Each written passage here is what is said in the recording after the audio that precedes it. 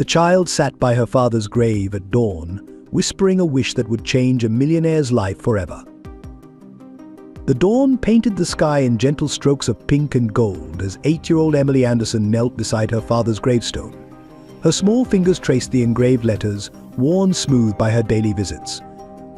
The morning dew soaked through her threadbare jeans, but she didn't mind. This was their special time. "Daddy," she whispered, her breath visible in the crisp morning air, "Mummy's getting worse."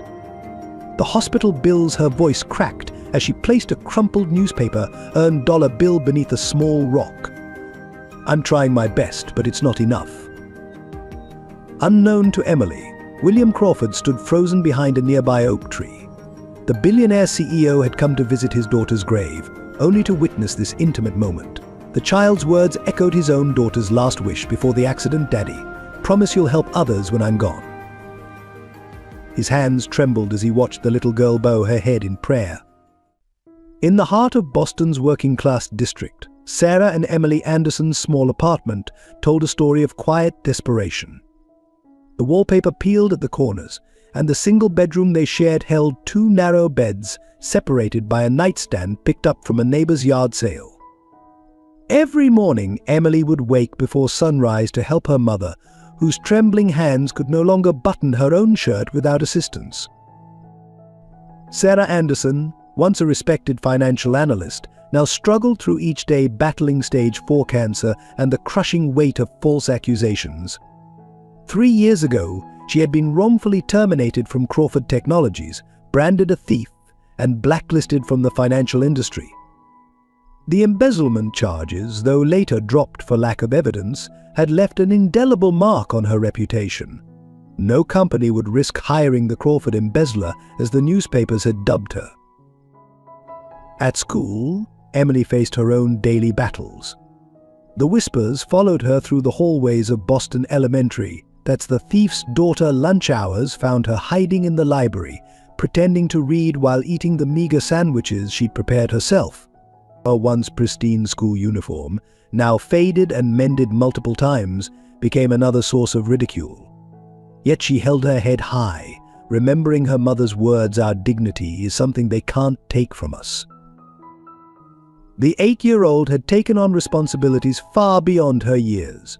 Before school, she would deliver newspapers in their neighborhood, her small hands turning blue in the winter cold. After school, she'd help elderly Mrs.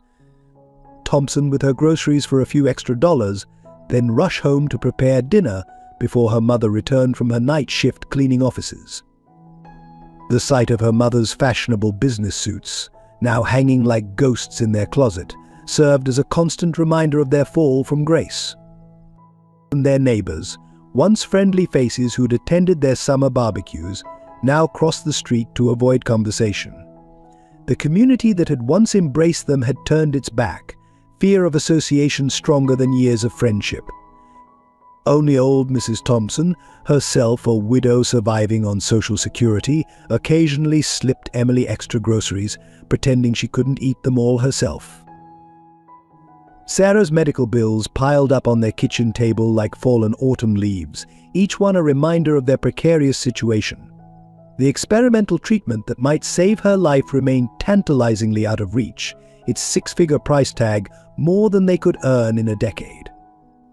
Emily had secretly started a mom's medicine jar, dropping in every penny she earned, though the few dollars it contained seemed to mock her efforts. At night, when Sarah thought Emily was asleep, she would sit by their window, silently wiping away tears as she wrote letters for her daughter's future birthdays, graduation, wedding day events she feared she wouldn't live to see. Emily would watch through half-closed eyes, her own pillow wet with tears she refused to let her mother see, determined to be strong for them both. Their story spread through Boston's elite circles as a cautionary tale of disgrace, but few knew the daily acts of love and courage that played out behind their apartment's thin walls. Emily still kept her mother's old business awards in a shoebox under her bed, believing that someday someone would realize the truth and restore their family's honor. Until then, she held on to her father's last words, "Take care of your mother, little bird." Sometimes the world is harsh, but love always finds a way. William Crawford stood at the floor-to-ceiling windows of his penthouse office, watching the city lights flicker beneath the gathering dusk. At 55, he was one of Boston's most powerful men, yet the reflection staring back at him showed only a hollow shell of his former self. 5 years had passed since the accident that took his daughter Catherine, but time hadn't dulled the pain, it had only taught him to hide it better. His corner office at Crawford Technologies, once a symbol of his success, had become a self-imposed prison. Family photos had long been removed, except for one hidden in his desk drawer. Catherine, on her last birthday, her 16-year-old smile forever frozen in time. The daughter who'd once filled these halls with laughter, doing her homework in the conference room and bringing cookies to the security guards, was now only a ghost in his memories. The empire he'd built seemed meaningless now. Crawford Technologies' stock price might be soaring, but William measured his days in losses: 1,825 days without hearing Catherine's laugh, 1,825 mornings waking up to an empty house, 1,825 nights haunted by the same question: could he have prevented it? His brother Robert, the company's CFO, called his grief unseemly for a man of his position. The board members whispered about his emotional stability, yet none of them understood that success meant nothing when you had no one to share it with. His marriage hadn't survived the loss. Diana, his ex-wife, had moved to Europe, unable to bear the sight of the city where their daughter had died. The divorce papers had cited irreconcilable differences. But the truth was simpler and more brutal. They couldn't save each other from drowning in grief. Their shared pain had become a wall between them, each reminder of Catherine another brick in its construction. The recent corporate downsizing had been Robert's idea, streamlining operations, he'd called it. William had signed the termination papers without reading them, trusting his brother's judgment while lost in his own fog of grief. Now, those decisions were coming back to haunt him. Each night he found himself scanning through personnel files, faces and names blurring together, wondering how many lives he'd carelessly impacted. His massive Tudor mansion in Beacon Hill stood as empty as his heart, its rooms cleaned by staff he rarely saw, meals prepared by chefs he never thanked. The only room he couldn't bear to enter was Catherine's, preserved exactly as she'd left it, that fatal morning math homework unfinished on the desk, college brochures scattered across the bed, and her diary lying innocently on the nightstand, its secrets still unread. The corporate world saw William Crawford as a titan of industry, a man who'd built a technology empire from the ground up. Forbes called him Boston's digital king, but alone in his office, long after his employees had gone home, he was just a father who couldn't save his daughter.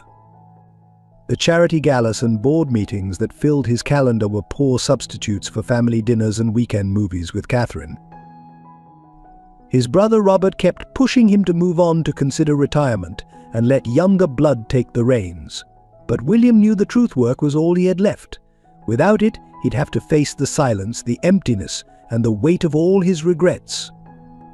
So he buried himself in acquisitions and mergers, using corporate success to mask personal failure, all while Catherine's last words echoed in his dreams: "Promise you'll help others when I'm gone, Daddy." That promise, still unfulfilled, was the heaviest burden he carried.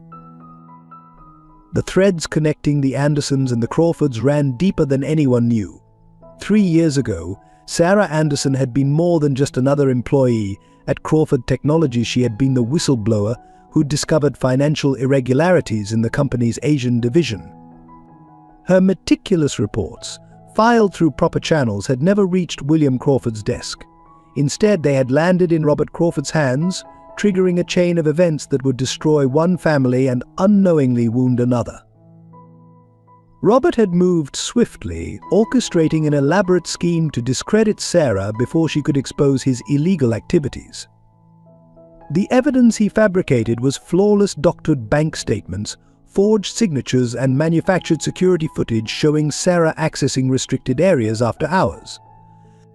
The embezzlement charges against her had seemed ironclad, and the media had feasted on the story of a trusted employee betraying a grieving CEO. But there was another connection, one buried in Catherine Crawford's unread diary. 2 months before her death, Catherine had befriended a lonely girl at her volunteer program at the local library, Emily Anderson. The two had formed an unlikely bond, sharing stories and dreams among the dusty shelves. Catherine had written about the little girl whose mother worked at her father's company, whose determination to help her family had touched her heart. She'd even convinced her father to donate anonymously to the library's after-school program, ensuring Emily would always have a safe place to study. The day of Catherine's accident, she had been on her way to meet Emily at the library. The diary entry from that morning read, "Dad seems so lost lately. Maybe helping Emily's family could give him purpose again. I'm going to talk to him about it today."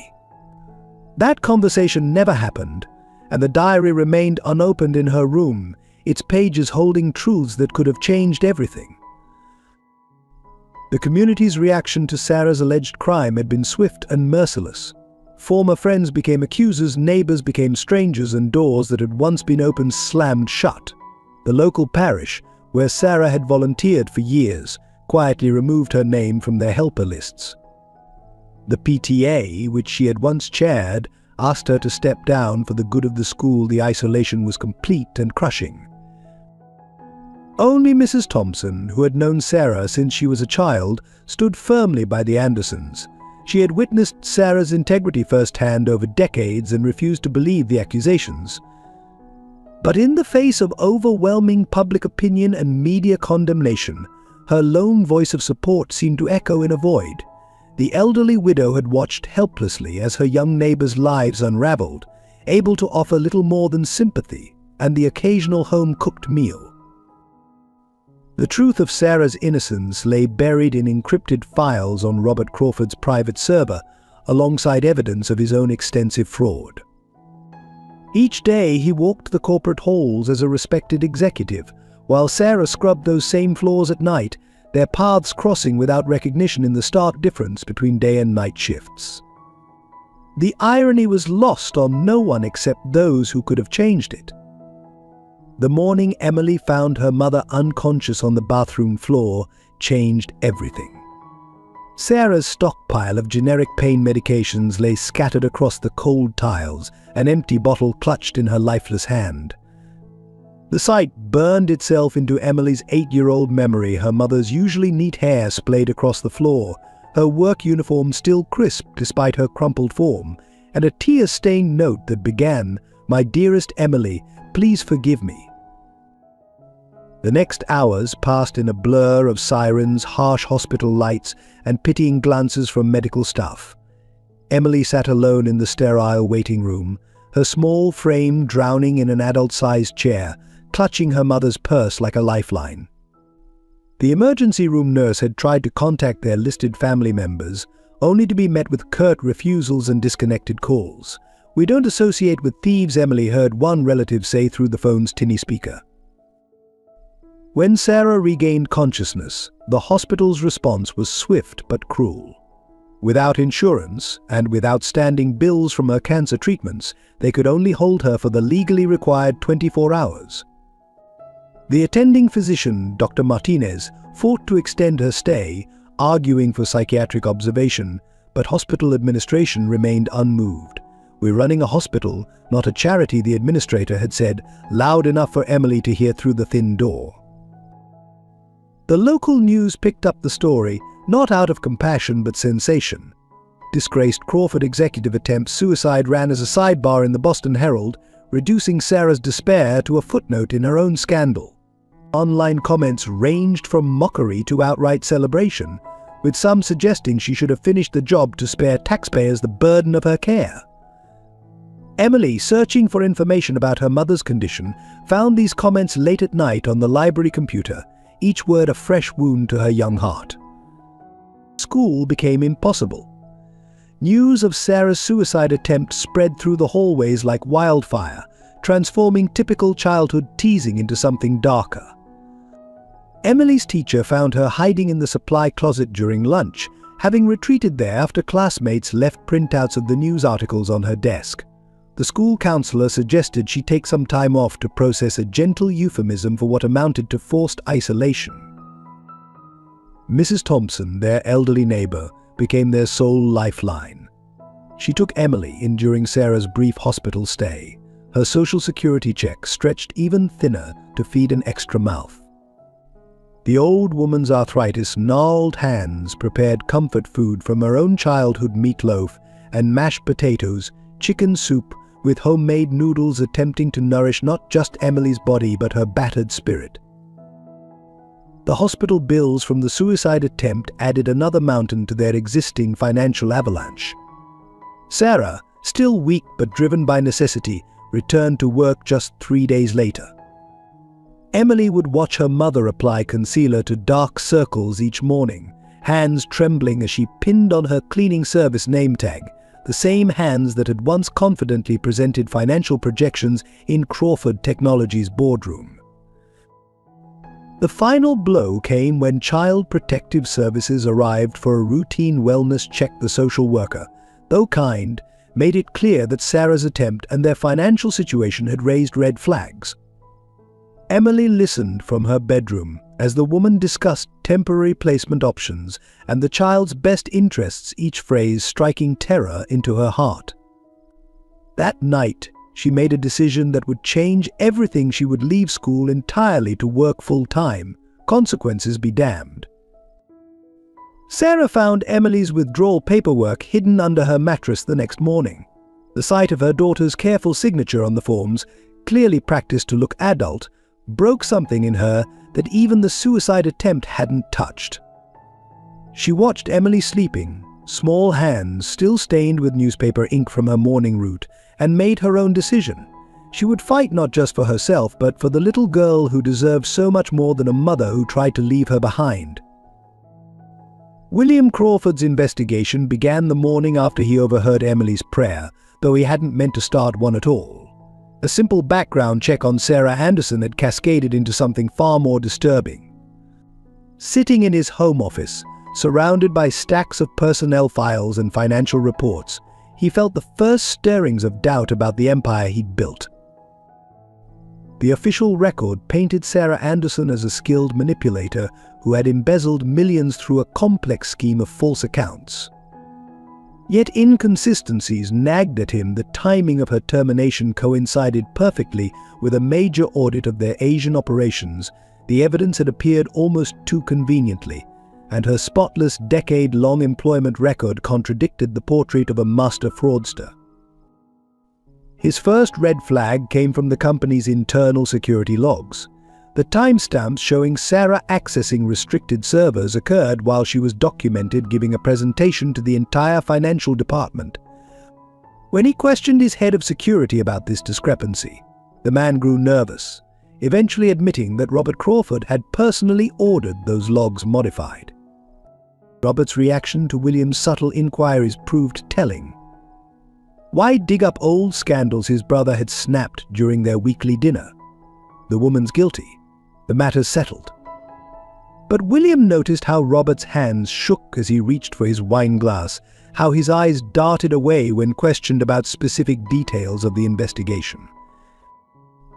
Digging deeper, William discovered that every person involved in Sarah's termination had been either promoted or given substantial bonuses in the months following her departure. The audit team that had discovered her alleged fraud had all moved to positions in Robert's division, their salaries nearly doubled. The pattern was too neat, too convenient. The most damning evidence came from Sarah's original reports, the ones that should have reached his desk but never did. Hidden in the company's archive servers, encrypted under multiple layers of security, William found detailed documentation of financial irregularities in their Asian operations. Every transaction she'd flagged matched perfectly with the mysterious shortfalls that had been puzzling their current auditors. Late one night, as William pieced together the real story, his brother's secretary appeared at his door. Agnes, who had served the company for 30 years, handed him a USB drive with trembling hands. "I should have done this years ago," she whispered. "But Mr. Robert." He threatened by grandson's college fund. The drive contained copies of emails between Robert and various conspirators, outlining their plan to destroy Sarah's credibility before she could expose their scheme. The truth hit William like a physical blow. While he had been lost in grief over Catherine, his own brother had orchestrated the destruction of an innocent woman's life.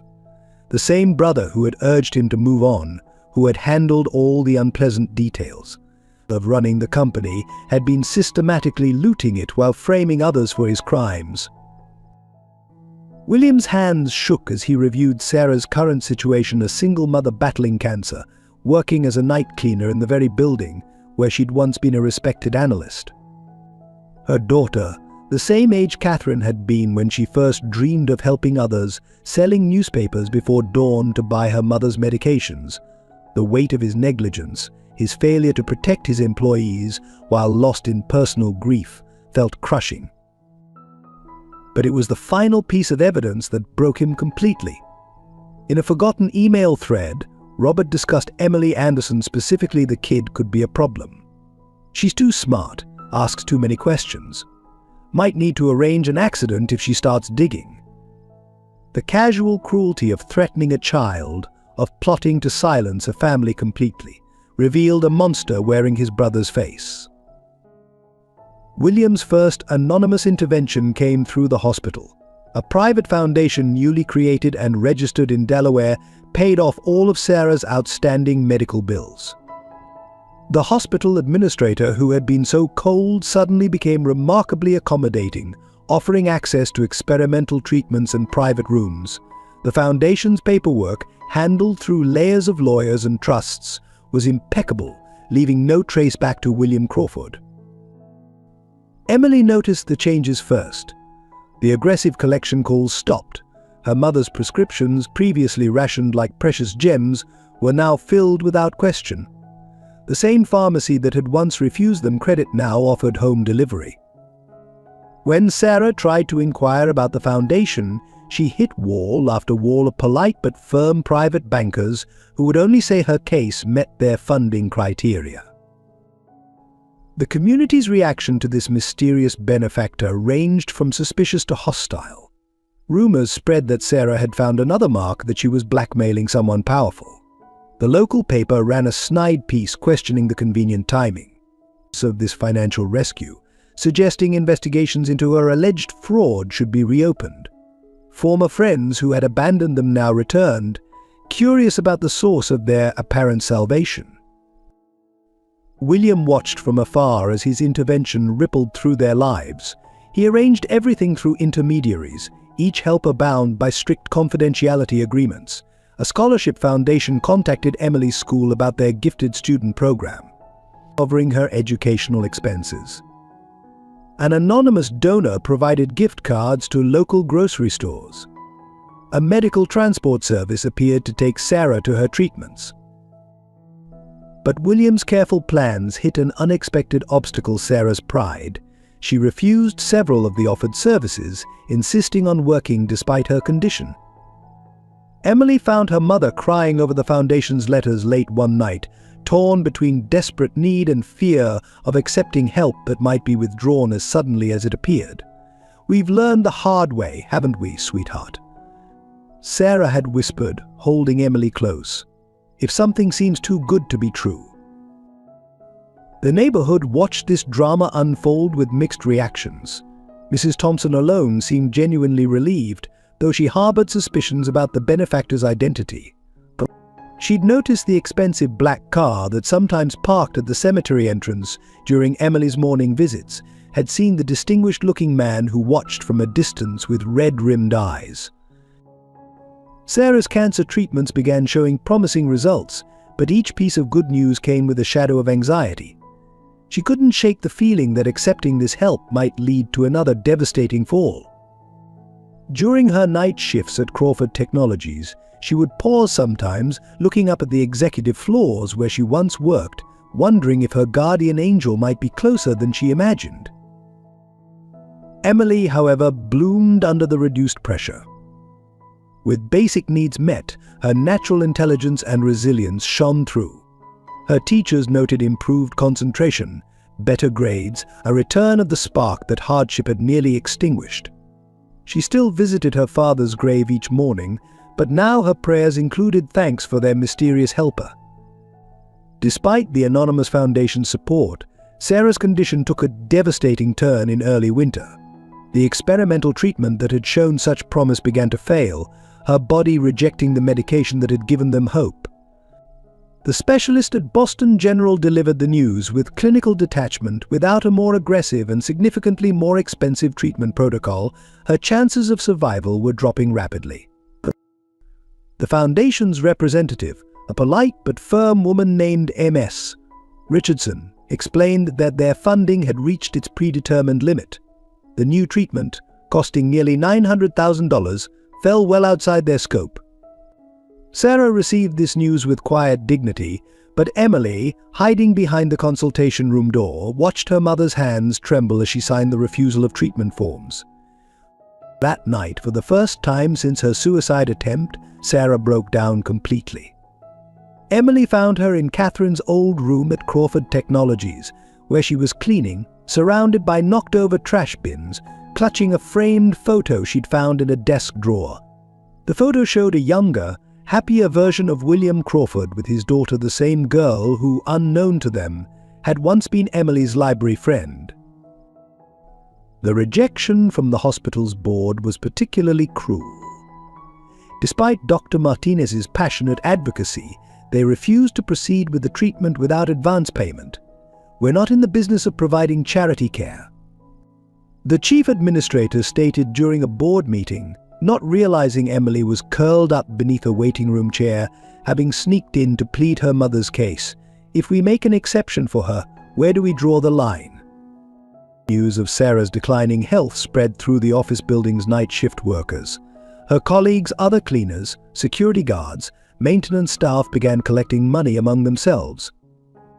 They could barely afford their own lives, but they gave what they could: crumpled dollar bills, handfuls of coins, brown bag lunches declined so the money could go to the fund. Their effort raised $127.43, a fortune in their world, but barely enough for one day's worth of Sarah's needed medication. Emily made her own desperate attempts to help. She took on more paper routes, started cleaning houses after school, and even tried selling her belongings at a sidewalk sale that no one attended. Her teachers noticed her falling asleep in class, her homework increasingly incomplete, but their concerns were met with quiet determination. "My mom needs me," was all she would say. The physical toll on Sarah became impossible to ignore. Her night shift supervisor found her passed out beside her cleaning cart one evening, barely conscious and burning with fever. Instead of calling an ambulance, which Sarah had explicitly begged them not to do, knowing she couldn't afford the bills, they called Emily, who left her evening house cleaning job to help her mother home.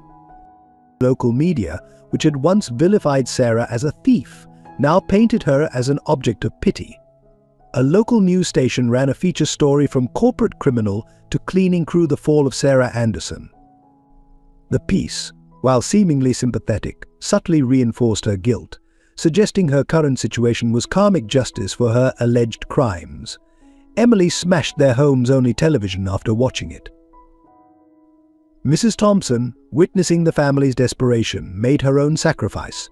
She tried to sell her wedding ring, her last valuable possession, to contribute to Sarah's treatment fund. When the pawn shop owner recognized her as the Anderson supporter, he offered a fraction of its worth, assuming her desperation. The elderly widow's tears of humiliation only added to Emily's growing sense that the world was irredeemably cruel. Sarah, between increasingly frequent hospital visits, began preparing Emily for the inevitable. She wrote letters for future birthdays, collected photos and mementos in carefully labeled boxes, and recorded videos on a borrowed smartphone.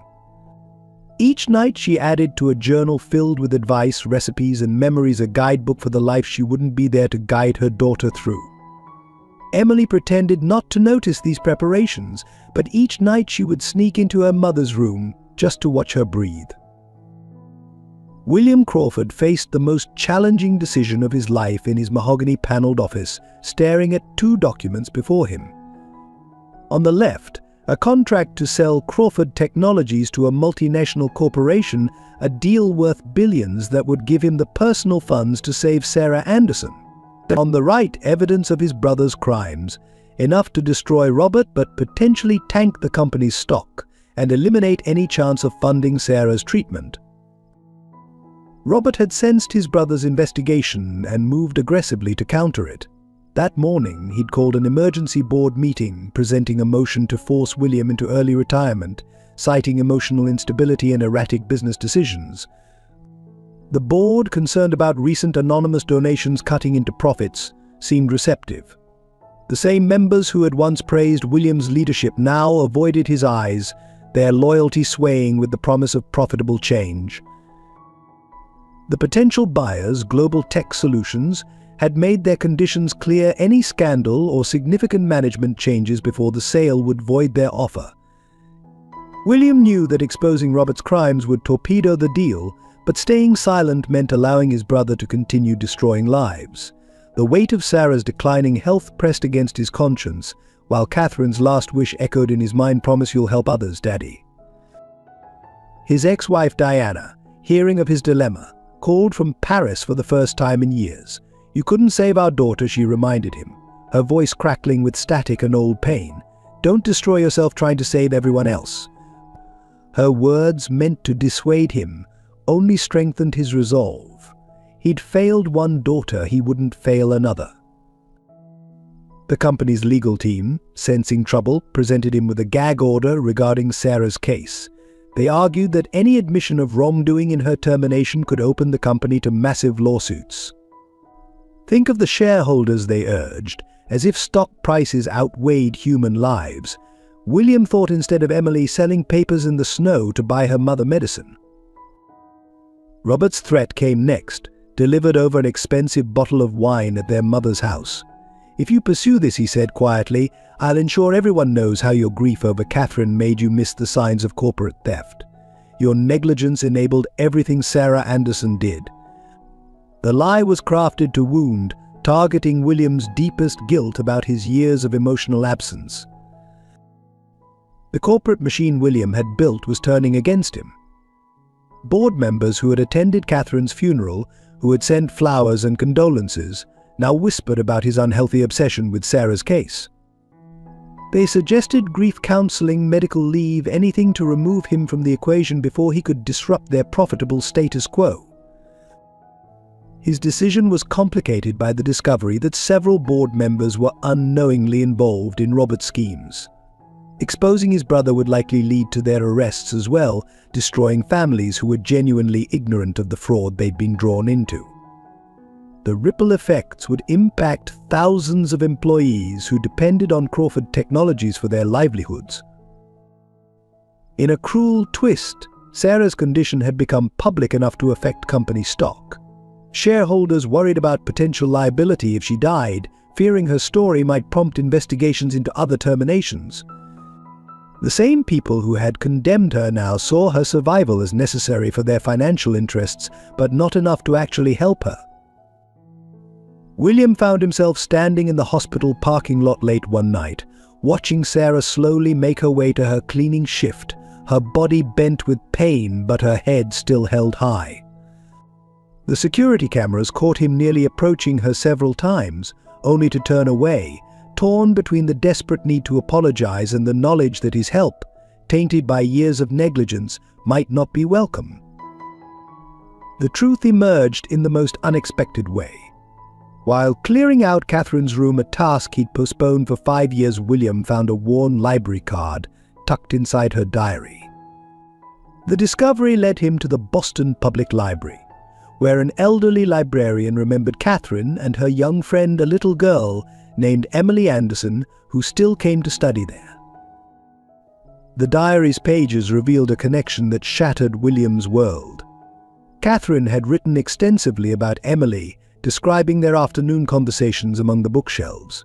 "She reminds me of me," one entry read, "but she's so much stronger.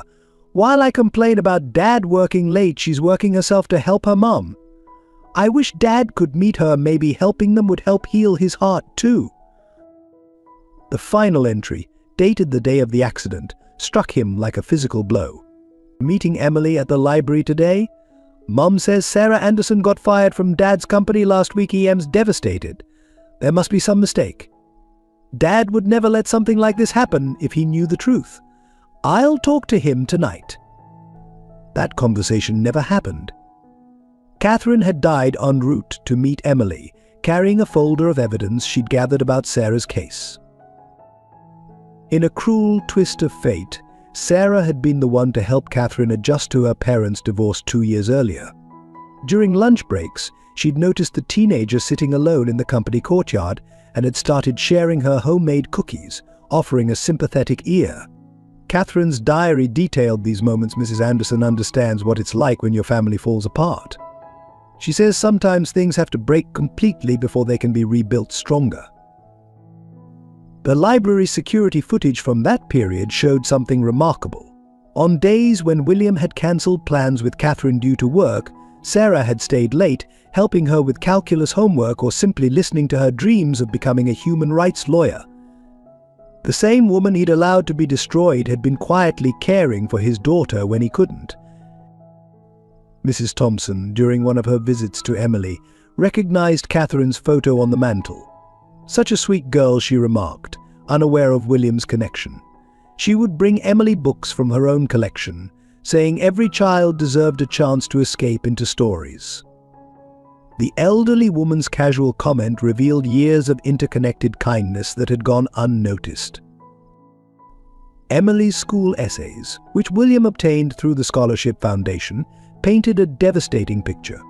She'd written about Catherine as her library angel, describing how the older girl had defended her from bullies and taught her to stand up for herself. One essay, written shortly after Catherine's death, reads, "She made me believe that even when the world seems darkest, there are still good people willing to help others. I hope someday I can be that person for someone else." The most heartbreaking connection came from an unmailed letter found in Catherine's desk. Addressed to William, it outlined everything she'd learned about Sarah's case, including conversations she'd overheard in Robert's office. "Dad," she'd written, "I know you're still sad about Mom leaving, but there's another family being torn apart right now.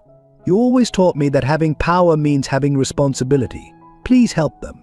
Maybe in saving them, we can save ourselves too." The legal battle erupted with the force of a long-dormant volcano when William Crawford walked into the district attorney's office on a cold Monday morning. He carried with him 3 boxes of documents: Catherine's diary, Robert's fraudulent records, and Sarah's original reports. The evidence was damning, but the system that had so quickly condemned Sarah now moved with glacial slowness to correct its mistake. District Attorney Elizabeth Chen, who had personally prosecuted Sarah 3 years ago, looked physically ill as she reviewed the evidence. Her reputation for being tough on white-collar crime had been built partially on Sarah's case. Now she faced the horrifying realization that she'd been manipulated into destroying an innocent woman's life. "This goes beyond simple fraud," she announced, her voice shaking. "This is criminal conspiracy at the highest levels." The corporate machine mobilized instantly against William. Within hours of his DA visit, Crawford Technologies' legal team, led by Robert's hand-picked attorneys, filed for an emergency injunction. They claimed William was having a mental breakdown, citing his grief over Catherine and his obsession with Sarah's case. The same judge who had signed the original search warrant for Sarah's home now had to decide whether to protect or prosecute her accusers. Media vultures descended immediately. "Crawford Empire crumbles, brother vs. Brother," screamed the headlines. Business networks ran endless speculation about the company's future. Robert played his part masterfully, appearing on financial news shows to express deep concern for his brother's mental health. The loss of his daughter affected him profoundly, Robert would say, his voice dripping with manufactured sympathy. "We only want to help him." Sarah, still working nights as a cleaner, found herself at the center of a storm she didn't fully understand. Reporters ambushed her outside the hospital after her treatments, shoving microphones in her face, demanding comments about William Crawford's crusade. Emily had to be escorted to school by police after journalists started camping outside their apartment, their constant camera flashes turning private pain into public spectacle. The legal proceedings moved like a complex chess game. Each of William's moves to expose the truth was met by corporate counter-moves designed to bury it. Robert's team filed motion after motion, each one designed to delay and obstruct. They questioned the authenticity of Catherine's diary, the legitimacy of the financial records, even the reliability of dying testimony from a grieving father. Support came from unexpected quarters. Agnes, Robert's former secretary, broke decades of silence to testify about documents she'd been forced to shred.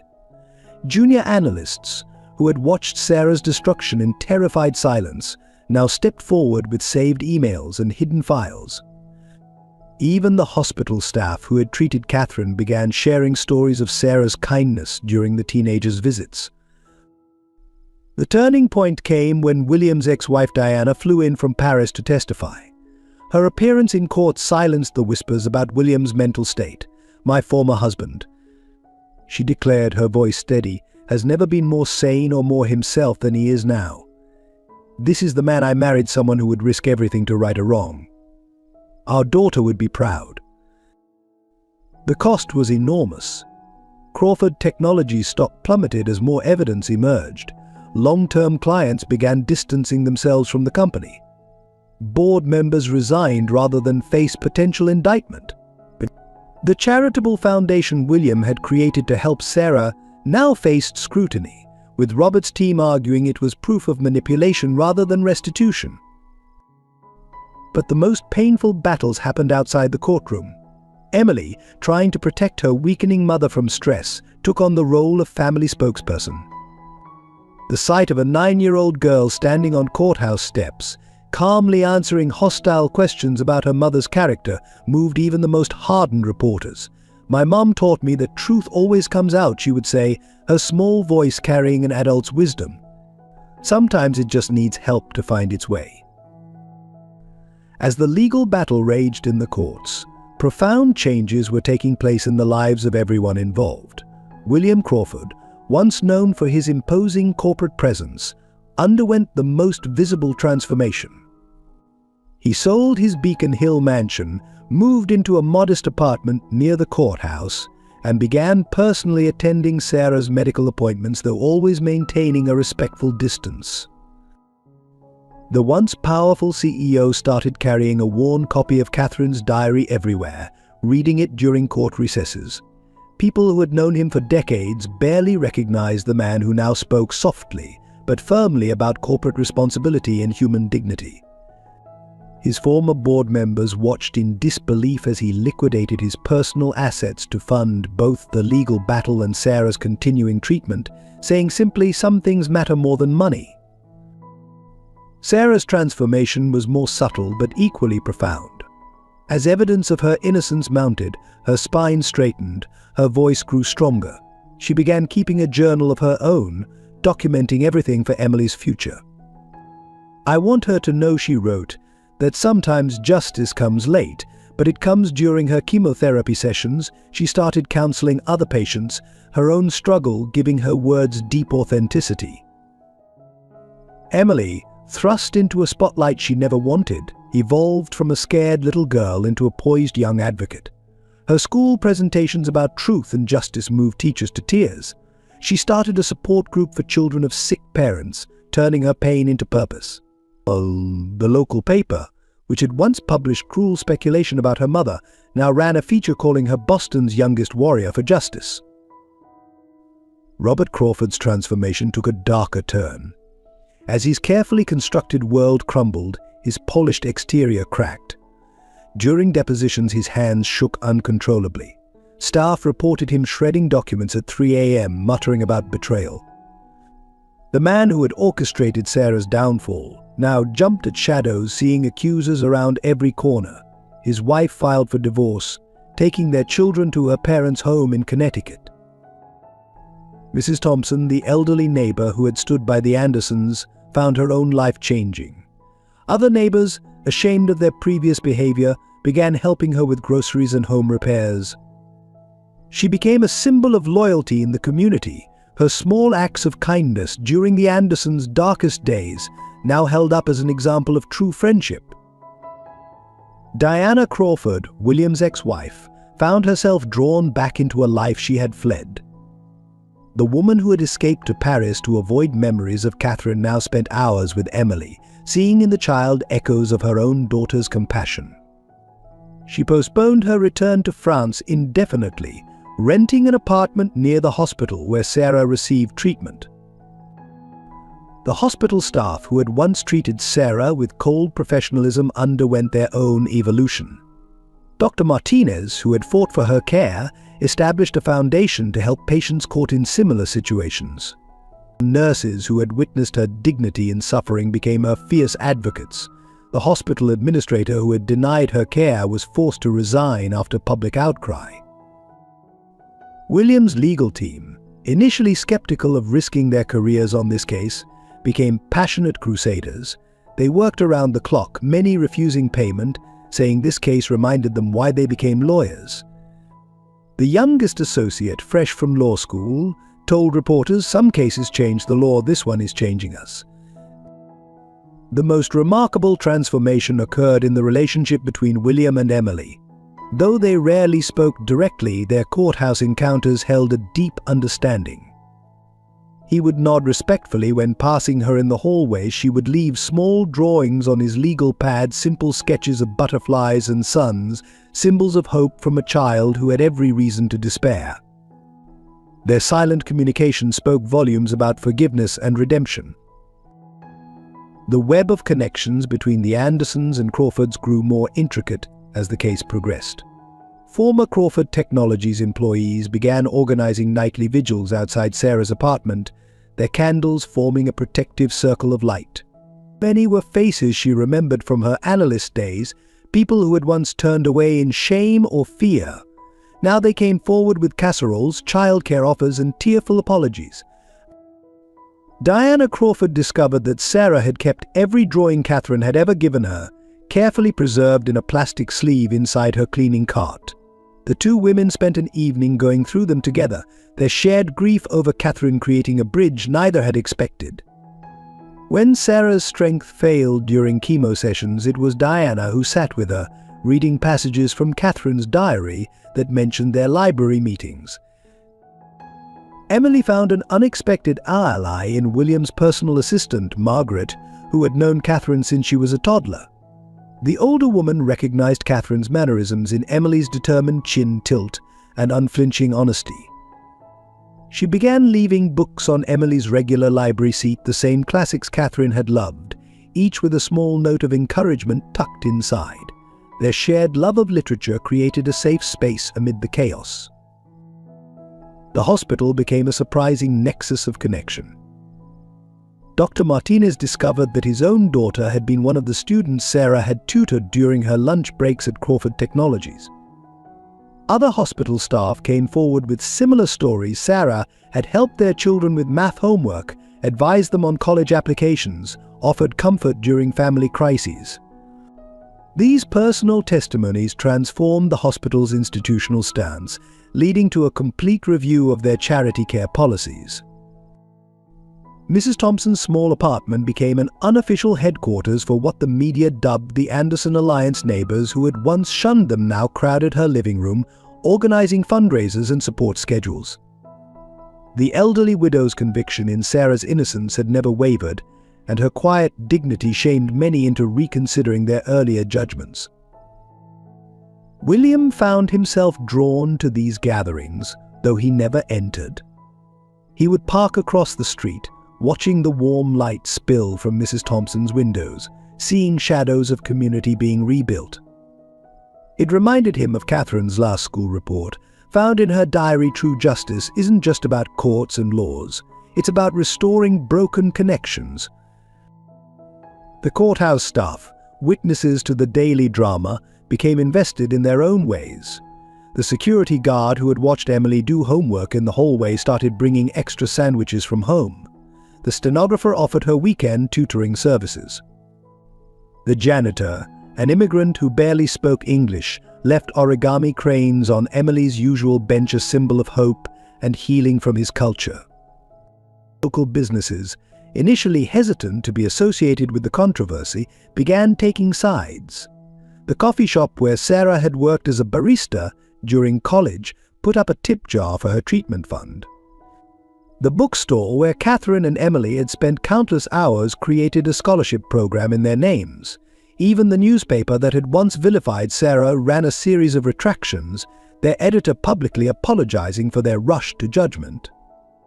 Professional connections transformed into deeply personal ones.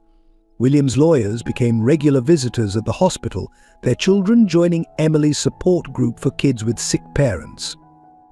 The district attorney's office, seeking to make amends, assigned their victim advocate to help Emily navigate media attention. The courthouse became less a place of judgment and more a community center for healing. Perhaps the most profound connection grew between William and Sarah themselves, though they rarely spoke directly. He made sure her favorite flowers, lilies, as mentioned in Catherine's diary, appeared in her hospital room. She left thank you notes in perfectly formatted financial statements, a reminder of her unbroken professional dignity. Their shared love for Catherine and Emily created an unspoken bond, stronger than any corporate hierarchy. The confrontation that would change everything happened during a rainy shareholders meeting at Crawford Technologies headquarters. William had called for an emergency session, and the boardroom was packed with tense executives, angry investors, and a carefully selected group of witnesses. Robert sat at the far end of the mahogany table, his usual confident smirk replaced by barely concealed anxiety. "Before we begin," William announced, standing at the head of the table, "I'd like to introduce some special guests." The double doors opened, and in walked Sarah Anderson, supported by Emily and Diana. The room erupted in whispers and gasps. Robert half rose from his chair, his face draining of color. Behind them came Agnes, Robert's former secretary, clutching a thick manila envelope, and Dr. Martinez, carrying Sarah's medical records. William's voice cut through the chaos 3 years ago. A crime was committed in this room. Not by Sarah Anderson, as we were led to believe, but by those entrusted with this company's integrity. He began methodically laying out the evidence: forged documents, manipulated security logs, doctored financial records. With each revelation, Robert's face grew paler, his hands trembling as he reached for his water glass. The turning point came when Agnes stepped forward. Her voice, though shaking, carried clearly across the stunned silence. "Mr. Robert made me shred the original reports. He said he'd make sure my grandson never got into college if I talked." She placed a USB drive on the table. "But I kept copies. I couldn't live with the guilt anymore." Robert exploded from his chair, his careful facade cracking completely. "You self-righteous bastard," he screamed at William. "You were too busy mourning to run this company. Someone had to make the hard decisions. That little girl's mother was going to ruin everything we built." His gesture toward Emily proved his fatal mistake. Sarah, despite her weakness, stepped forward. "My daughter? You threatened my daughter." The room fell silent at the quiet fury in her voice. "I accepted what you did to me. I cleaned your offices at night without complaint. But you planned to hurt my child." The corporate titan who had destroyed her life seemed to shrink before her maternal rage. The shareholders watched in stunned silence as Robert, cornered by the evidence, began to unravel. He accused William of mental instability, claimed Catherine's death had driven him to paranoid delusions, even suggested Diana was manipulating him for revenge. Each desperate lie was met with documentation proving the opposite. Then Emily, who had been quietly observing, walked to the center of the room. She pulled Catherine's diary from her backpack and began to read. April 15th. "Uncle Robert was so angry today. He told his assistant to take care of the Anderson problem no matter what it took. I have to tell Dad, but he's so sad lately. I'll tell him tomorrow after I meet Emily at the library." The room grew deathly quiet as everyone realized these were Catherine's last written words. Robert lunged for the diary, but William was faster. The brothers grappled briefly, years of resentment and betrayal exploding into physical violence. But it ended as quickly as it began, with Robert restrained by security guards he had personally hired, now loyal to the truth rather than their paycheck. The shareholders' response was immediate and decisive. Calls for Robert's removal echoed through the room. Old allies quickly distanced themselves, corporate loyalty evaporating in the face of undeniable evidence. The board members who had supported Robert's attempts to force William's retirement now sat in shameful silence. But the final blow came from an unexpected source. Diana stepped forward, her Parisian elegance a stark contrast to the corporate chaos. "You killed our daughter, Robert," she said quietly. "Not directly, but she died trying to expose your crimes. She died fighting for justice, just like she always wanted." Her words, delivered with devastating calm, transformed the corporate takedown into something far more personal and profound. And in the aftermath of the confrontation, William Crawford faced the most difficult decision of his life. The board had convened an emergency session, offering him two options: accept a massive buyout from Global Tech Solutions that would give him enough money to save Sarah while keeping the scandal quiet, or pursue full legal action against Robert, which would likely bankrupt the company but ensure justice was served. Sarah's condition had deteriorated rapidly during the shareholders' meeting. Dr. Martinez pulled William aside in the boardroom corridor, his expression grave. "She has weeks, maybe days, without the new treatment protocol.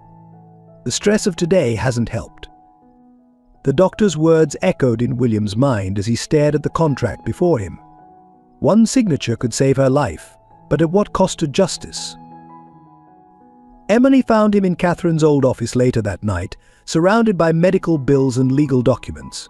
She walked straight to Catherine's photo on the wall and spoke without turning. "Mum says sometimes doing the right thing hurts more than doing the easy thing." Her small voice carried the weight of someone who had learned this lesson too young. "But she also says the hurt doesn't last forever." The company's employees complicated his decision. Hundreds gathered outside his office, their futures hanging in the balance. Single parents, people with mortgages, workers who had spent decades building careers at Crawford Technologies, all would be affected by his choice. Their anxious faces pressed against him like a physical weight. Diana offered her own perspective during a quiet dinner in his apartment. "When Catherine died," she said, picking at her untouched food, "we had all the money in the world, but it meant nothing. Maybe this time, doing the right thing means more than having the right amount." She placed her hand over his, their first intimate contact in years. The choice crystallized when Robert's final act of desperation came to light. His lawyers offered a deal: they would release funds for Sarah's treatment if William agreed to a joint statement claiming the entire investigation had been a misunderstanding. The corporate spin doctors had already prepared press releases painting it as a family disagreement blown out of proportion by grief and misplaced guilt. Sarah, hearing of the offer, asked to meet William privately.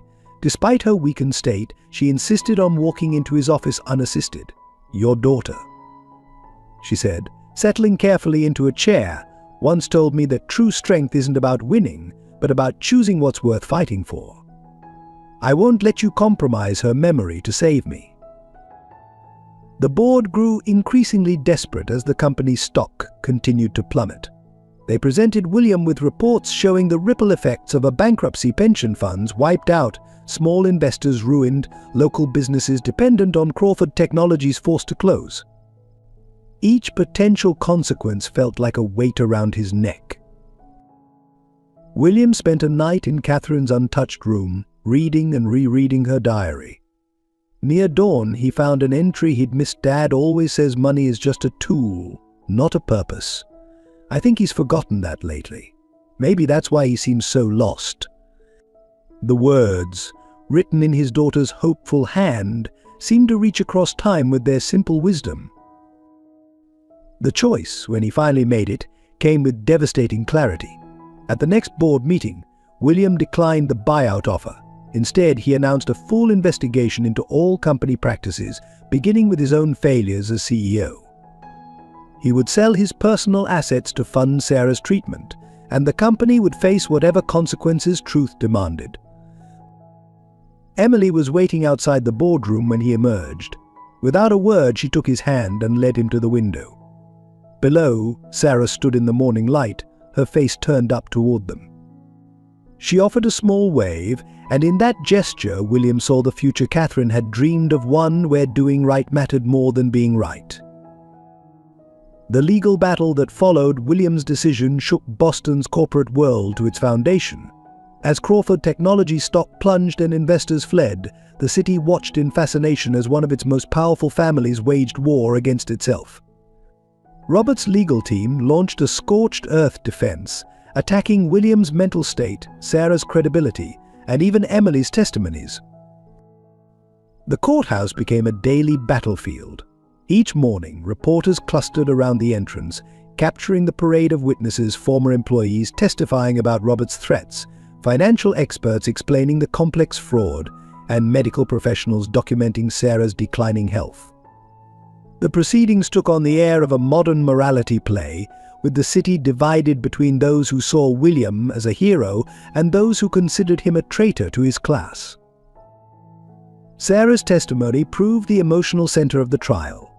Despite her weakened condition, she insisted on walking to the witness stand unassisted. For 6 hours, she detailed the systematic destruction of her life, the false accusations, the blacklisting, the nights cleaning the offices where she'd once been a respected analyst.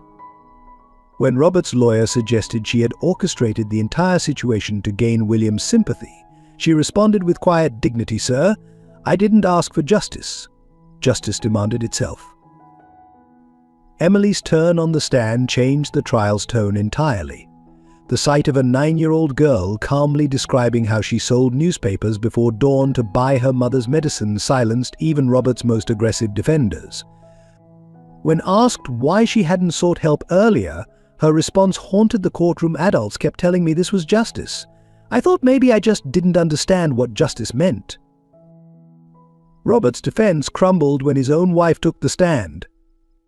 Elizabeth Crawford, who had initially stood by her husband, revealed years of manipulation and cruelty. She described how Robert had celebrated the night of Sarah's termination, toasting to problems solving themselves. Her testimony about his plans to handle Emily if she became troublesome caused several jurors to openly weep. The media circus reached new heights when Diana testified. The international press descended on Boston to capture the French socialite's return. Instead of the bitter ex-wife they expected, they found a woman transformed by grief into an advocate for justice. Her testimony about Catherine's last days, her friendship with Emily, and her determination to honor her daughter's memory turned public opinion decisively against Robert.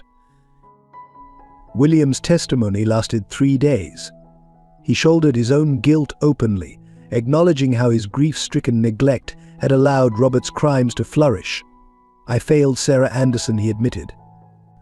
"I failed my daughter. I failed every employee who trusted me to protect them." This trial isn't about redemption, it's about finally doing what's right.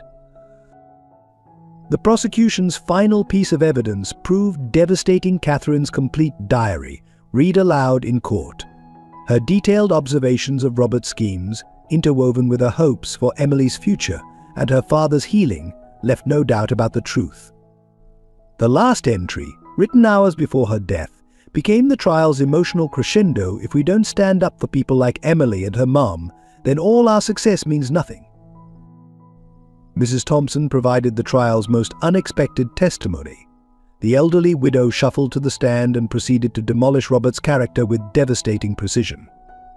She recalled conversations she'd overheard while cleaning his office at night, detailing his plot against Sarah with the clear memory of someone who had waited years to speak truth to power. The verdict, when it came, felt almost anticlimactic.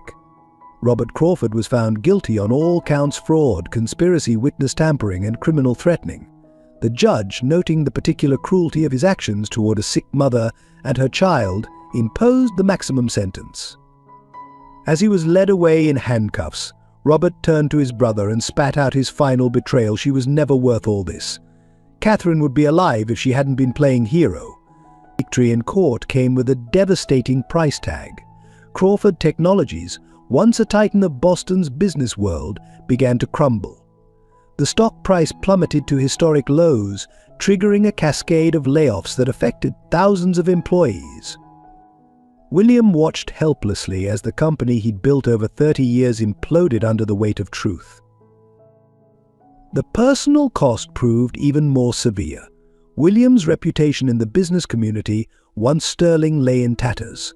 Former friends and associates crossed the street to avoid him. Country club memberships were quietly revoked. Board positions at other companies disappeared overnight. The same corporate elite who had once sought his advice now whispered that he had betrayed his own class, choosing emotional sentimentality over business pragmatism. The media's attention turned predatory. Reporters dug into every aspect of William's past, searching for other potential scandals. They camped outside his apartment, photographed him visiting Catherine's grave, and speculated endlessly about his relationship with Sarah. Even his most innocent actions were twisted into tabloid fodder, grieving Billionaire's guilt-driven crusade and Crawford's costly redemption business empire sacrificed for former employee. Sarah's medical treatment, funded by William's rapidly dwindling personal assets, became another source of public scrutiny. Conservative business publications suggested she had manipulated him, using her illness to extract revenge. The treatments themselves, experimental and expensive, drew criticism from those who felt the money could have saved more jobs at Crawford Technologies. The company's collapse affected the entire city. Small businesses that had depended on Crawford Technologies employees saw their customer base vanish. The charitable foundations the company had supported faced sudden funding cuts. Even the local Little League team, sponsored by Crawford Tech for decades, had to scramble for new uniforms. Diana faced her own battles in Paris, where her social circle viewed her support of William's actions as a betrayal of their class. Her fashion boutique lost wealthy clients, and her invitation to elite social events quietly disappeared. She bore these reversals with characteristic grace, telling reporters some things cost more than money to keep silent about. Emily witnessed the destruction of her world for a second time. Classmates whose parents had lost jobs at Crawford Technologies now bullied her with renewed vigor. The scholarship foundation that had supported her education withdrew its funding, citing changing circumstances. Even her beloved library, facing budget cuts after losing Crawford Technologies' annual donation, had to reduce its hours. The most painful blow came from Catherine's maternal grandparents. They publicly denounced William's actions, claiming he had dishonored their granddaughter's memory by destroying the company she would have inherited. Their statement to the press cut deep. Catherine believed in protecting our family legacy. This crusade for an ex-employee has betrayed everything she valued. Mrs. Thompson, witnessing this cascade of consequences, opened her small apartment to both families. The elderly widow served tea in chipped cups, while William and Sarah watched their worlds burn down around them. Sometimes, she observed, setting out cookies on her best plate, you have to lose everything to remember what matters most. William's final sacrifice came when he sold Catherine's childhood home to fund the last round of Sarah's treatments. The house had been his last tangible connection to his daughter's life, every room filled with memories of her growing up. As he walked through it one last time, touching walls that had once echoed with her laughter, he found a note she'd hidden in her favorite reading nook. Dad, remember what you always told me, doing the right thing isn't supposed to be easy. That's why so few people do it. Sarah's battle with her principles proved as challenging as her fight against cancer. When the hospital offered her priority treatment in exchange for signing a statement supporting a softer narrative about Crawford Technologies, she refused despite her deteriorating health. I won't let them rewrite the truth, she told Emily, her voice weak but determined. Your father taught you about integrity, and I won't let his last lesson to you be about compromise. The medical staff watched in amazement as she declined interviews that would have paid for her treatment, turned down book deals promising financial security, and rejected reality TV producers wanting to dramatize her story. Each offer came with the same condition, softening her stance against Robert Crawford and minimizing the company's culpability. Each refusal cost her precious time and resources. Emily's sacrifices cut deeper than any child should bear. She gave up her beloved violin lessons to save money, sold her small collection of books to help with groceries, and spent her afternoons helping Mrs. Thompson with chores instead of joining the school's science club. When asked by her teachers about these changes, she would simply say, "Mom taught me that standing up for truth means standing up even when it hurts." The cost to Sarah's dignity was constant. Former colleagues who now worked for other firms would see her at her night cleaning job and quickly look away. She continued to clean offices in the same building where she had once had her own corner office, maintaining her pride even as her body weakened. One night, she found her old family photo still in her former desk drawer, a reminder of everything she had lost and everything she refused to compromise. Diana's sacrifice took a different form. She liquidated her successful Paris boutique, using the funds to support both families through the crisis. The French fashion world, her home for 5 years, closed its doors on her. Former friends labeled her a class traitor, and her prestigious Left Bank apartment building suddenly found reasons to non-renew her lease. Yet she remained in Boston, telling William, "Catherine would have wanted us to see this through together." Mrs. Thompson, already living on a tight fixed income, shared everything she had. She divided her Social Security checks between groceries for both families, went without her own medications to help pay for Emily's school supplies, and spent her nights knitting items to sell at local craft fairs. When neighbors questioned her loyalty to the disgraced families, she responded simply, "Sometimes doing right costs everything. That's how you know it's right." The personal toll on William manifested in quiet ways. He started taking public transportation, brown bagging lunches, and living in a modest apartment. Each morning he would pass the building that had once borne his family's name, now rebranded by its new owners.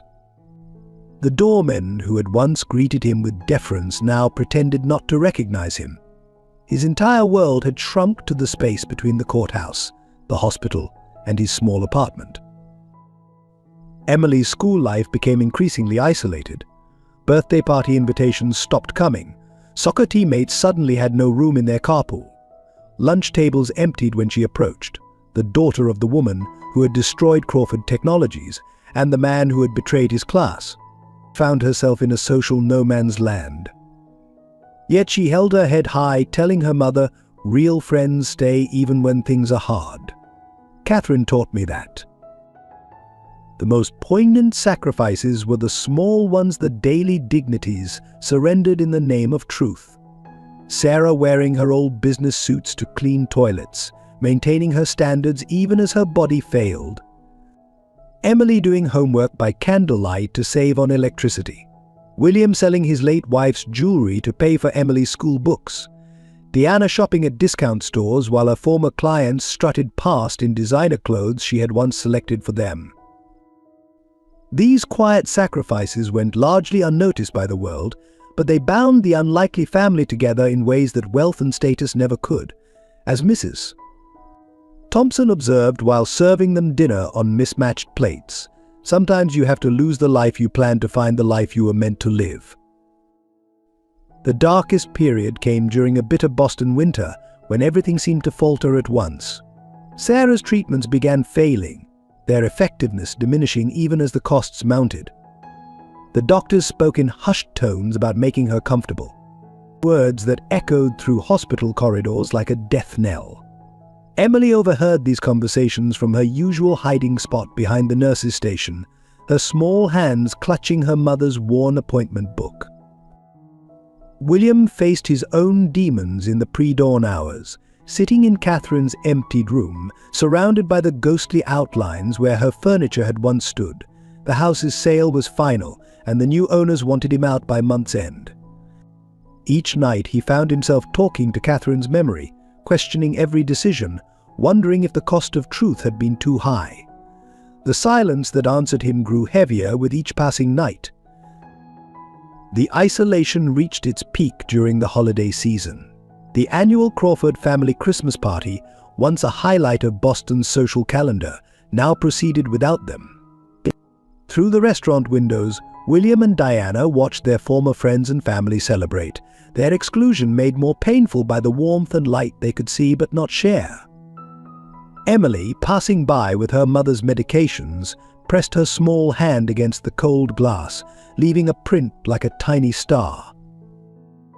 Sarah's darkest moment came not from her illness but from a chance encounter in the hospital. A former Crawford Technologies employee, now unemployed due to the company's downsizing, recognized her in the chemotherapy ward.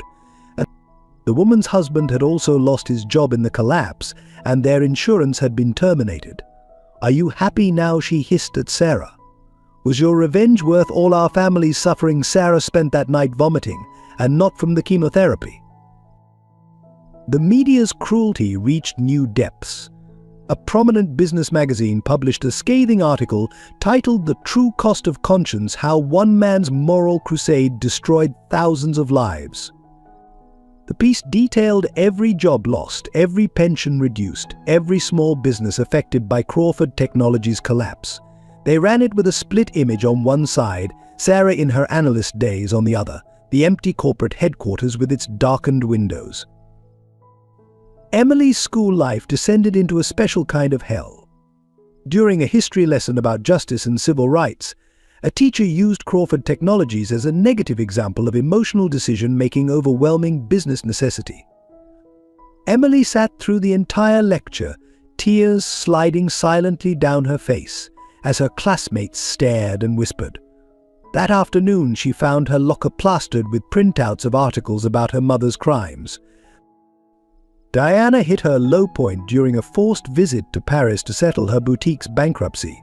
Her former friends hosted a fashion show fundraiser for the displaced Crawford Technologies workers, making sure she knew she wasn't welcome. That night, alone in her empty shop, she found herself surrounded by mannequins wearing the last collection she'd never get to show, their blank faces seeming to judge her choices. Mrs. Thompson, their steadfast supporter, faced her own crisis of faith. Her small pension had been partially invested in Crawford Technologies stock, and the collapse had halved her monthly income.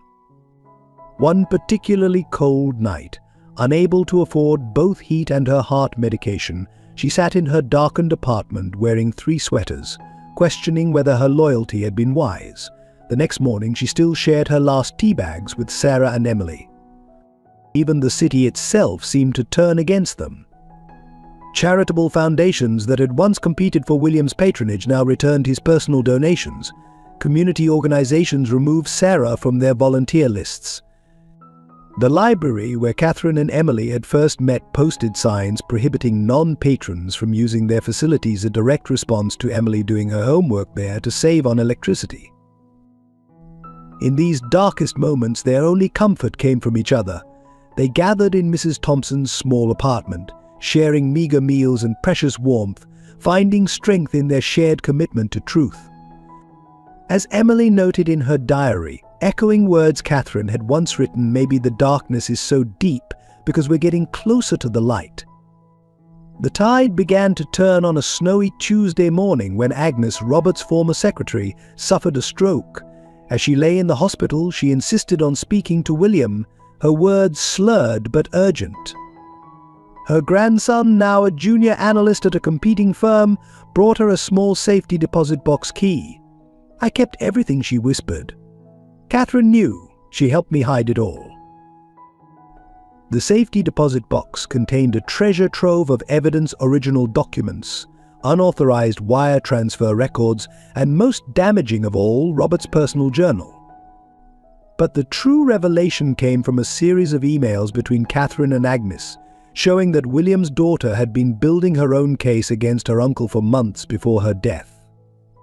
She had discovered the fraud independently and had been working with Agnes to gather evidence, planning to present it to her father on the day she died. The emails revealed something even more startling. Catherine had been secretly recording Robert's conversations using a device disguised as a decorative pin, a birthday gift from him, ironically. The recordings, stored on multiple USB drives, captured years of incriminating conversations. Robert's casual discussions of fraud, threats against Sarah, and plans to manipulate his grieving brother were all preserved in his own voice. William's hands trembled as he listened to his daughter's voice introducing each recording. "Dad, if you're hearing this, something's happened to me. But you taught me that truth matters more than anything. I couldn't stand by and watch Uncle Robert hurt more people like Emily's mom." The timestamps showed that her last recording was made hours before her fatal accident. A deeper investigation revealed that Robert had discovered Catherine's investigation the day before her death. Security footage from Crawford Technologies, long thought lost, showed an explosive confrontation between uncle and niece in his office. Catherine's last words to him were captured clearly. "I'm telling Dad everything tomorrow. You can't buy silence when it costs people their lives." The evidence extended beyond Robert's crimes. Hidden in Catherine's school locker, untouched for 5 years, her personal journal contained detailed observations of Sarah's kindness during her parents' divorce. "Mrs. Anderson stays late to help me with Calculus 1 entry read. She doesn't know I hear her crying in the bathroom after, worrying about making rent, but she still helps me even when she's hurting." Emily, accompanying William to clear out Catherine's locker, found something else, a carefully wrapped birthday present intended for her. Inside was a first edition of To Kill a Mockingbird, with an inscription for Emily because standing up for truth is always worth it, even when it costs everything. "Your library friend, Catherine." The date showed Catherine had bought it the day before she died. The most damning evidence came from an unexpected source. Robert's wife, Elizabeth, found a hidden safe in their vacation home containing detailed plans to cause Sarah's accident if she ever came too close to exposing the truth. The documents included payments to private investigators to track both Sarah and Emily, along with contingency plans for their removal if necessary. Agnes's grandson, inspired by Catherine's courage, began his own investigation at his firm. He discovered that Robert's fraud extended far beyond Crawford Technologies, implicating several major players in Boston's financial sector. The young analyst worked nights and weekends, building on Catherine's original research, eventually uncovering a network of corruption that had protected Robert for years. Catherine's final piece of evidence, found in a false bottom of her jewelry box, was a letter to Emily that she never got to deliver. "Dear Emily," it read, "I know things are hard right now, but I've seen how brave you are, how you keep fighting even when everyone else gives up. I'm fighting too, in my own way. Maybe someday we can fight together. Until then, keep believing in truth. It's the most powerful thing we have." The city's awakening to the truth came like a tidal wave.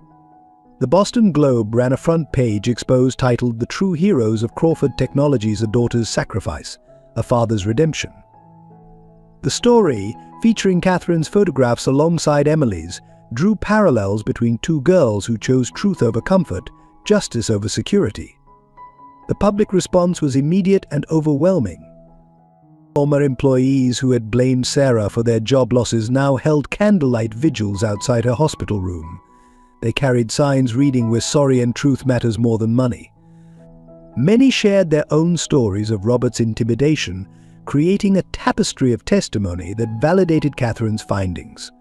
The sight of hundreds of candles illuminating the hospital windows became a nightly reminder of community redemption. The professional rehabilitation began with the Massachusetts Bar Association launching a formal review of Sarah's case. Legal experts who had once condemned her now praised her integrity. The state's top law firms, recognizing the precedent-setting nature of the case, offered pro bono services to help restore her professional licenses and clear her name. The same courts that had rushed to judgment now worked overtime to expedite her exoneration. Boston's business community underwent its own transformation. Companies that had blacklisted Sarah started receiving pressure from their boards to make amends. Job offers poured in, each more generous than the last, though Sarah was too ill to consider them. The Boston Business Council, which had revoked her membership, now created an annual ethics award in her name, with Emily invited to present the inaugural honor. The media's mea culpa was particularly striking. Journalists who had vilified Sarah now wrote glowing profiles of her dignity under pressure. Television stations that had portrayed William as a business traitor now hailed him as a corporate reformer. A Pulitzer-winning reporter spent months documenting Catherine's investigation, producing a powerful series titled The Price of Truth: How a Teenager's Courage Changed Corporate America. Local institutions rushed to make amends. The private school that had pressured Emily to leave now offered her a full scholarship through graduation. The library created a special reading room in Catherine's name, featuring books about justice and corporate responsibility. Even the country clubs that had revoked William's membership now quietly reached out, their invitations met with polite declinations. The hospital administration underwent a complete overhaul. Dr. Martinez was promoted to Chief of Oncology, with a mandate to create a program for patients facing financial hardships. The same administrator who had tried to discharge Sarah now found himself explaining his actions to the board of directors. The hospital's charity care policy was rewritten with input from patient advocates and ethics specialists. Emily's classmates, many children of former Crawford Technologies employees, began to see her differently. The truth about their parents' job losses, that Robert's fraud, not Sarah's honesty, had caused the company's collapse, changed their perspective. Soon Emily found herself surrounded by supporters, though she never forgot who her true friends had been during the darker days. The most profound recognition came from Boston's legal community. The district attorney's office, acknowledging their rush to judgment in Sarah's original case, established new protocols for corporate fraud investigations. The judge who had signed the original search warrant for Sarah's home now taught ethics seminars, using the case as a cautionary tale about the importance of due diligence. Diana's vindication came in the form of international recognition. French media, initially hostile, now portrayed her as a modern-day hero, sacrificing privilege for principle. Fashion magazines that had blacklisted her now featured profiles celebrating her integrity. Her former boutique space was transformed into a non-profit center for corporate ethics education, funded by recovering Crawford Technologies shareholders. The healing began in quiet moments, away from public recognition and media attention. It started one evening in Sarah's hospital room, where William finally found the courage to sit beside her bed. Without words, he reached for her hand, the same hand that had once comforted his daughter during her parents' divorce. Sarah's grip, though weakened by illness, held the strength of understanding.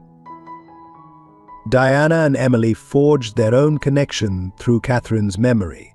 They spent afternoons in the hospital garden, Diana sharing stories of Catherine's childhood while Emily told tales of their library friendship. Together, they created a memorial garden outside the hospital, planting Catherine's favorite flowers, bright yellow daffodils that would bloom each spring, a symbol of hope and renewal. Mrs. Thompson's small apartment became the heart of their healing. Sunday dinners became a tradition, with Diana cooking French recipes, William bringing dessert from the local bakery, and Emily reading aloud from Catherine's diary. These gatherings, humble in their simplicity, held more warmth than any Crawford family function had ever managed. Sarah attended when her strength allowed, propped up on Mrs. Thompson's faded couch, her presence a quiet reminder of why truth mattered. The former Crawford Technologies employees found their way to forgiveness through action. They created a support network, helping each other find new jobs, sharing resources, and rebuilding their community. Many discovered that the company's collapse had freed them to pursue long-delayed dreams. They began including Sarah and Emily in their gatherings, understanding now that truth-tellers protect rather than destroy communities. William and Diana's relationship transformed into something neither expected, not a rekindling of romance, but a deep friendship forged in shared grief and redemption. They could finally speak of Catherine without pain overwhelming them, finding comfort in how their daughter's courage had changed so many lives. Their weekly visits to her grave became moments of peace rather than sorrow. Emily's reconciliation with her peers happened gradually. The same classmates who had shunned her now sought her help with ethical dilemmas, valuing her hard-won wisdom. She started a school club focused on corporate responsibility, naming it Catherine's Legacy. The meetings, held in the library where she and Catherine had first met, drew students eager to understand how small choices shape larger truths. The hospital staff, from janitors to specialists, became part of their extended family. Dr. Martinez brought his children to Emily's birthday party. Nurses stopped by Mrs. Thompson's apartment with homemade casseroles. The night shift workers who had helped Sarah during her cleaning days now visited during their breaks, sharing coffee and quiet conversation. Sarah found peace in unexpected ways. Despite her illness, she began mentoring young professionals through a program she created from her hospital bed. Ethics in Action connected experienced whistleblowers with corporate employees facing moral dilemmas. Her wisdom, hard-won through suffering, helped others find the courage to stand for truth. The most profound reconciliation happened between William and himself. In Catherine's diary, he found not condemnation for his past negligence, but hope for his future choices. Her words became his guide. "Dad always taught me that it's never too late to do the right thing. Sometimes it just takes a while to figure out what that is." Their unlikely family unit, bound by loss and redeemed by truth, grew stronger with each passing day. They celebrated holidays together, marked milestones, and faced setbacks as one, as Mrs. Thompson observed while watching them share a meal in her modest dining room. "Sometimes the families we choose heal the wounds the families we're born in to create." The resolution came not with a bang, but with a series of quiet victories. Sarah's experimental treatment, funded by the combined efforts of William's remaining assets and community donations, began showing remarkable results.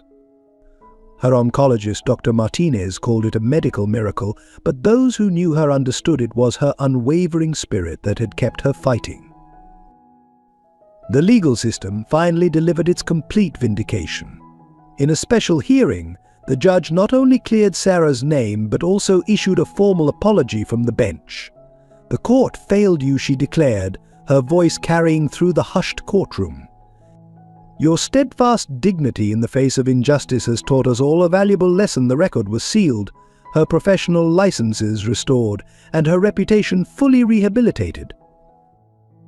Robert's sentencing brought its own form of closure. Standing in the same courtroom where he had once testified against Sarah, he faced the consequences of his actions. The judge, noting the calculated cruelty of his crimes, handed down the maximum sentence.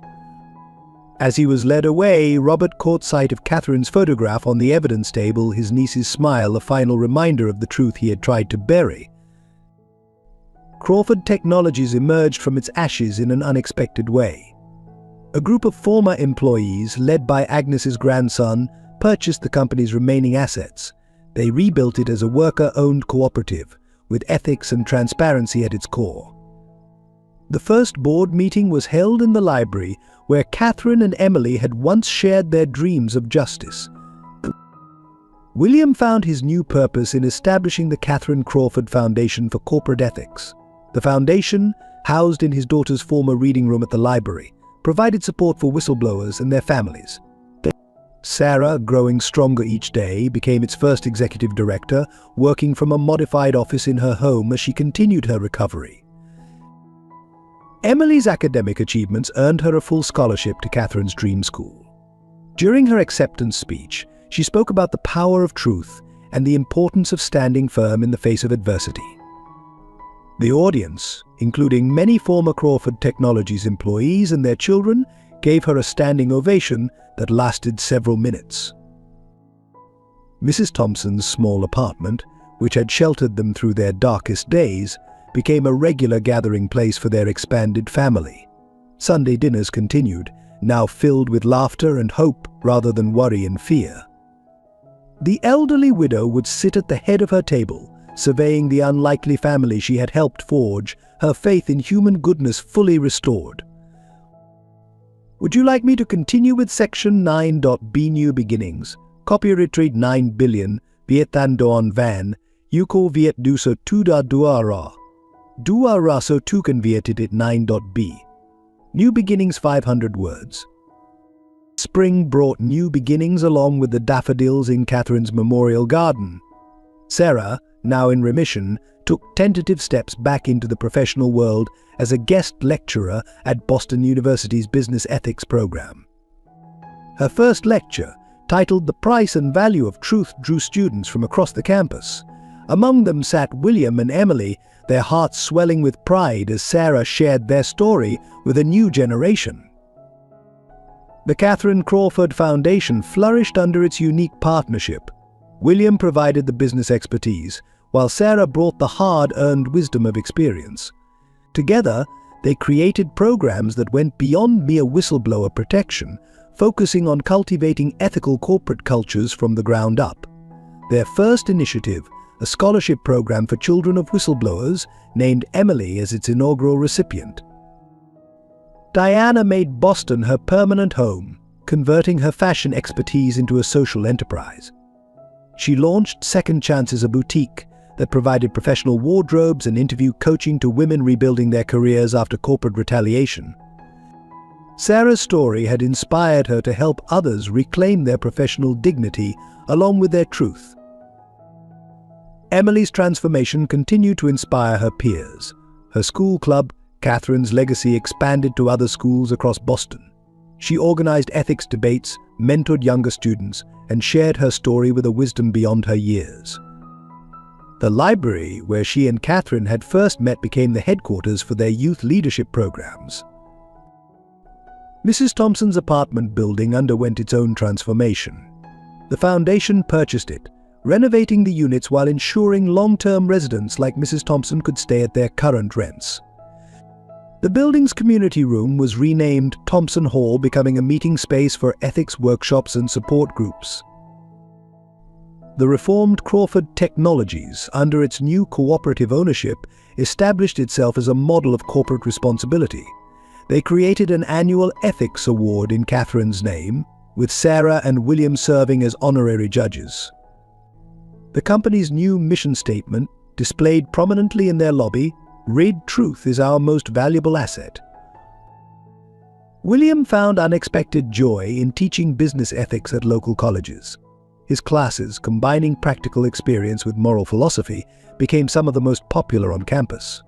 Students were drawn to his unique perspective as someone who had seen both sides of corporate power and chosen truth over profit. The most meaningful new beginning came in the quiet moments. Sunday dinners at Mrs. Thompson's expanded to include former employees, new friends, and fellow whistleblowers. The modest apartment that had once sheltered them in crisis now witnessed their triumph, filled with laughter, hope, and the warmth of chosen family. Sarah's health continued to improve, allowing her to take daily walks in Catherine's garden.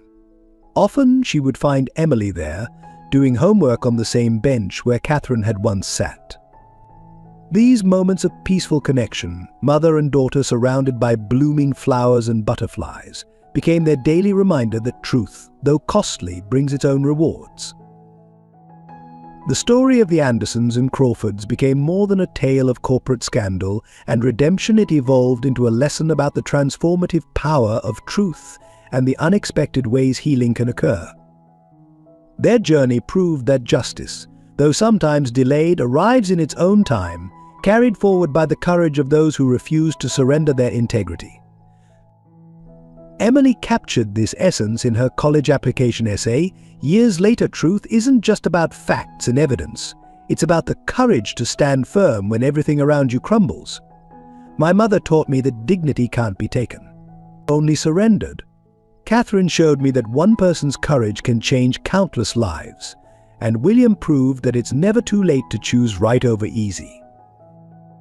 Sarah's recovery became a symbol of resilience in the face of seemingly insurmountable odds.